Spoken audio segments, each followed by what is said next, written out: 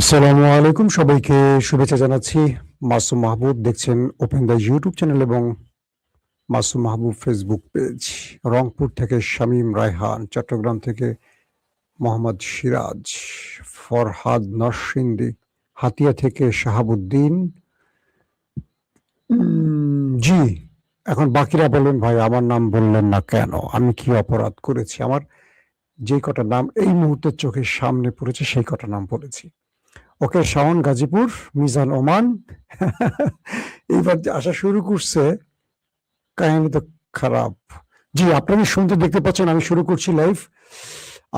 আমার কাছে যে খবরগুলো আছে আমি ধারাবাহিক আপনাদের একটা একটা করে দেবার চেষ্টা করছি। একদম ক্লিয়ার সাউন্ড, সব ঠিক আছে? আপনারা আমাকে একটু কমেন্ট করেন কোনো সমস্যা আছে কিনা। Voice sound all clear? জি হাসান ভাই, থ্যাংক ইউ। দর্শক, আজকের সেশনটা খুব দুর্দান্ত হচ্ছে আপনাদের জন্য। কিছু ইন্টারেস্টিং খবর আছে। মার্কিন প্রেসিডেন্ট ডোনাল্ড ট্রাম্প একটা চিঠির অপেক্ষা ছিল যে ইরান তাকে একটা চিঠি পাঠাবে। ওকে, তো ইরান তাকে একটা চিঠি পাঠাবে। সে বারবারই পাকিস্তানকে বলছে যে ইরানের চিঠিটা আসছে না কেন, আমি তো অপেক্ষায় আছি, একটা চিঠি পাঠাতে বলো ইরানকে। সেই চিঠিটা ইরান পাঠিয়েছে এবং সেই চিঠিতে কি লিখে আছে শুনলে আপনাদের খুব মজা লাগবে। পাশাপাশি আমার থাম্বনেলে দেখেছেন যে মার্কিন সেনা দূরবীন নিয়ে দাঁড়িয়ে আছে। যারা থাম্বনেলটা দেখেছেন তারা হয়তো বুঝতে পারছেন সেই দূরবীন নিয়ে তারা আসলে কি দেখলো। দুটো হলো আজকের ইন্টারেস্টিং দুটো খবর। ওকে, জি, সবাই লিখছেন সাউন্ডে কোনো সামান্য সমস্যা, কেউ লিখছেন আবার সাউন্ড অল ক্লিয়ার। জি, সাউন্ডে কি কোনো সমস্যা নাকি যারা বলছে তারা বিরক্ত করছে, কোনটা? আমার তো এখান থেকে ক্লিয়ার দেখছি, অল ক্লিয়ার শ্যাম্পু। ওকে, চট্টগ্রামের মাইজপাড়া, আহারে মাইজপাড়া, সাউন্ড ঠিক আছে মাইজপাড়ার ভাই? আপনি আমাকে দাওয়াত দেন না কেন মাইজপাড়ার ভাই? একদিন দাওয়াত দেবেন না, আপনার ওখানে বেড়াতে আসবো। কি জানি একটা জায়গা আছে, সুন্দর একটা জায়গা আছে, পতেঙ্গার কাছে না মাইজপাড়া? ওকে, সাউন্ড কি ঝিনঝিন করছে? কেউ লিখছে ঝিনঝিন করছে। ঝিনঝিন কি জিনিস ভাই?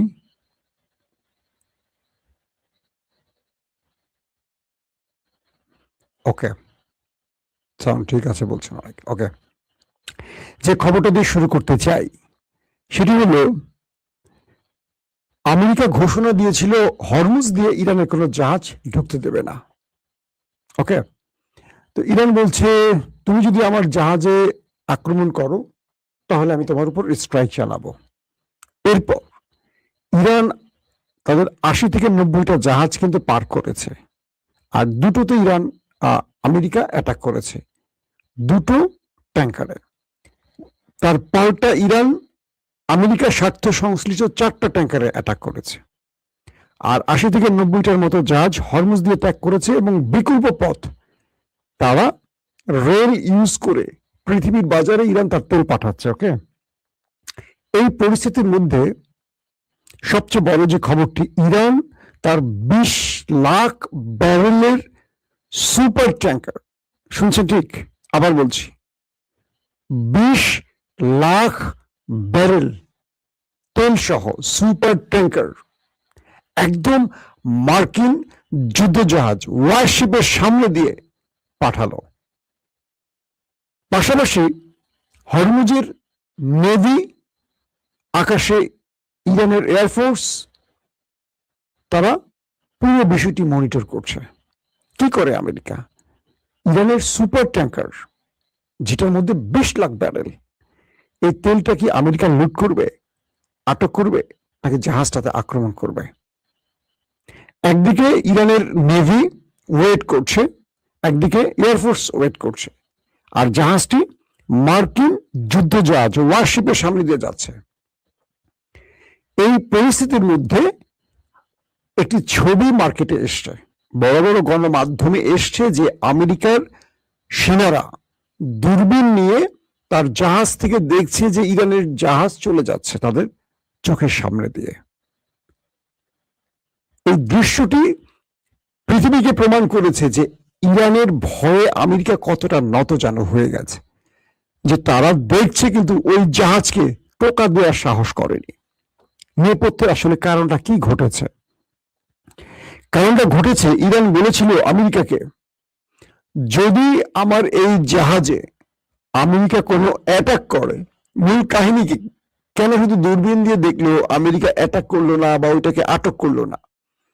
এই জাহাজটি পরিচালনার আগে ইরান মার্কিন যুক্তরাষ্ট্রকে বলে দিয়েছে, আমার এই তেলের ট্যাঙ্কারে যদি আমেরিকা কোনো প্রকার অ্যাটাক করে তাহলে যুদ্ধ শুরু। কারণ তোমার যে ওয়ারশিপ সাগরে আছে সেটাকে ডোবানোর জন্য আকাশে আমার ড্রোন বসে আছে। আমেরিকা দূরবীন দিয়ে আকাশে তাকায় দেখে এই ড্রোন তো দেখা যাচ্ছে না, অনেক উপরে। অর্থাৎ ইরান বলে দিয়েছে, তোমার ওয়ারশিপের উপর আমার ড্রোন দাঁড়িয়ে আছে, তুমি যখনই আমার জাহাজকে টার্গেট করবে ওই ড্রোন থেকে মিসাইল পড়বে তোমার ওয়ারশিপে, তোমার সব সেনারা সোলাররা পানির নিচে চলে যাবে এবং ইরান থেকে একের পর এক মিসাইল আসা শুরু করবে তোমাদের টার্গেট করে। কই পালাবা চিন্তা করো।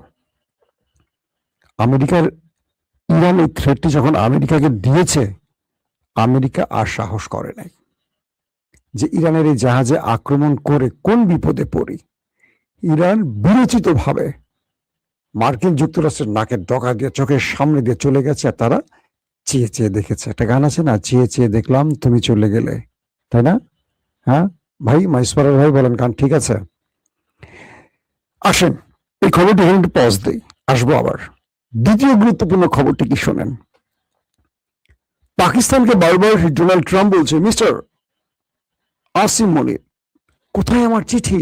একটা চিঠির জন্য ওয়েট করছি, আমার তো একটা ফেস সেভিং দরকার খুব।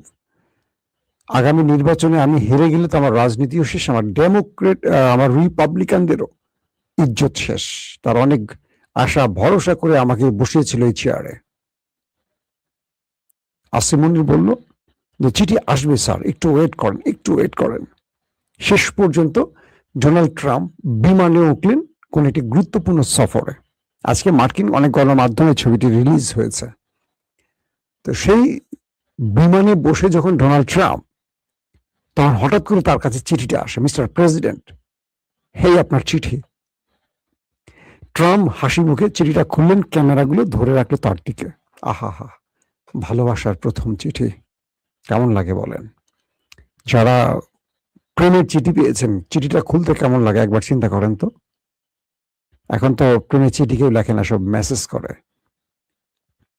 ডোনাল্ড ট্রাম্পের ক্যামেরাগুলো তার দিকে তাকিয়ে আছে, তিনি চিঠিটা খুললেন, খুলে তিনি পড়তে শুরু করলেন, আর তার চুলগুলো উপর দিকে সজরের মতো খাড়া হওয়া শুরু করলো। ট্রাম্পকে ইরান শর্ত দিল, নাম্বার 1, যে তুমি হরমুজে তোমার যে নেভাল ব্লকেট এটি বন্ধ করে তুমি পালাও, তুমি নেভাল ব্লকেট খুলে দিবা, এখন এখানে তুমি আর থাকতে পারবে না, তুমি এখান থেকে চলে যাও, নতুবা আমি অ্যাটাক করব। 2 নম্বর শর্ত কি দিল, যে আমার রাষ্ট্রে যে হামলাগুলো হয়েছে, তুমি যে রাষ্ট্রগুলোকে ব্যবহার করে হামলা করছো, আরবের যে দেশগুলোকে, পুরো ক্ষতিপূরণ আমাকে দিতে হবে, তুমিও দিবা, তোমার সেই মিত্র আরবরা মিলে দেবে। 200-300 বিলিয়ন মার্কিন ডলার যে ক্ষতি করছো আমার দেশে হামলা করে, পুরো দায়ের ভার তোমাদের, এবং তোমরা সেই ক্ষতিপূরণ দিবা, নতুবা আরবের কোন তেল হরমুজ প্রণালী দিয়ে আসা যাওয়া করতে পারবে না। মানে আরবের তেল বাণিজ্য কেটে দিবে, যদি এখান দিয়ে যেতে হয় আমাকে ক্ষতিপূরণ দিয়ে যেতে হবে। নাম্বার 3, ইসরায়েল নামক দেশটিকে লাইফ টাইম নিষিদ্ধ করা হলো হরমুজে। যতদিন ইরান নামক দেশ বেঁচে থাকবে, এখান দিয়ে ইসরায়েল নামক দেশ কখনো তেল নিয়ে আসা যাওয়া করতে পারবে না। ক্লিয়ার? ওকে, লিখছি মাসুম ভাই, আপনার লাইভের অপেক্ষা ছিলাম, হালিশহর মাঝপাড়া থেকে বেলায়। ও আচ্ছা, দাওয়াত দেন না, শুধু লাইভ দেখতেছেন, ঠিক আছে। তো এখন যে বিষয়টি তৈরি হলো, কি বললো, ইসরায়েল লাইফ টাইমের জন্য নিষিদ্ধ হরমুজে, আরবদের জন্য নিষেধাজ্ঞা দেওয়া হলো, বাট ক্ষতিপূরণ দেওয়ার পর আরবদের তেল, জাহাজ, গ্যাস যা যা লাগে আসা যাওয়া করবে। মানে এখানেও প্রায় 250-300 বিলিয়ন ইরান আয় করবে, যেটা ক্ষতি হয়েছে যুদ্ধের নাম করে।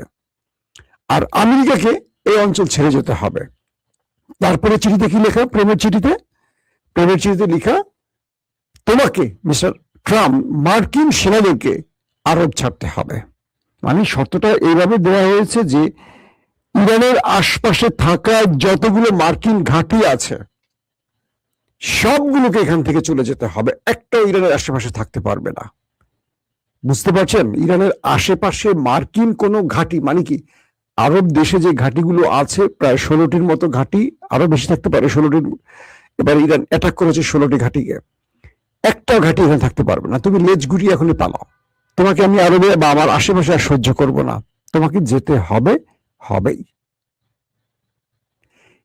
এবং তুমি যে 40-50 বছর ধরে আমার উপর যত স্যাংশন দিয়েছো, নিষেধাজ্ঞা দিয়েছো, সব প্রত্যাহার করতে হবে। একটা নিষেধাজ্ঞা থাকবে না ইরানের উপর। পাশাপাশি তুমি যে আমার অর্থকে পৃথিবীর বিভিন্ন দেশে আটকে দিয়েছো, ফ্রিজ করে দিয়েছো, সব ওপেন করে দিবে।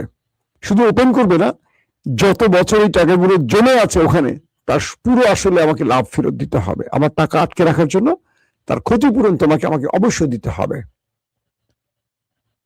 আমি কি আর শর্তগুলো বলবো? এই শর্তগুলো পড়ার পর ট্রাম্প আছে, ট্রাম্পের পাশার তলে বিমানের সিট আছে না, সে উপরে চলে গেছে বিনা টিকেটে। বুঝতে পারতেছেন? মানে এমন শর্ত ইরান আমেরিকা ট্রাম্পকে দিবে, ট্রাম্প কল্পনাই করেনি। তার প্রথম ভালোবাসার চিঠি খুলে তিনি দেখলেন যে তাকে ইরান মোটামুটি একটা ফ্লোরে শোয়ে দিয়ে যত পাওয়ার আছে স্ত্রীদের ডলতেছে, এখন স্ত্রী করতেছে সমান করার জন্য। এই চিঠি পড়ে মোটামুটি তার মাথা নষ্ট হয়ে গেছে। ট্রাম্প সাহেব কি করবেন বুঝতে পারছেন না। এই চিঠির জন্য কি তিনি অপেক্ষা করছিলেন? দর্শক, তো এই অবস্থায় ট্রাম্প খেপে গেলেন। আবার আমেরিকাকে দুদিনের আলটিমেটাম, কি বলে, মানে দুটো শর্ত জুড়ে দিয়েছে ইরান, একদম ডাইরেক্ট বলছে, মিস্টার প্রেসিডেন্ট ট্রাম্প, তোমার জন্য আমাদের দুটো শর্ত আছে, দুটো অপশন তোমাকে আমরা দিয়ে রাখি। এক, হয় তুমি তোমার সেনা নিয়ে ইরানে অ্যাটাক করো, তোমার সকল শক্তি নিয়ে ইরানে অ্যাটাক করো, নতুবা তুমি আমাদের শর্ত মেনে নাও।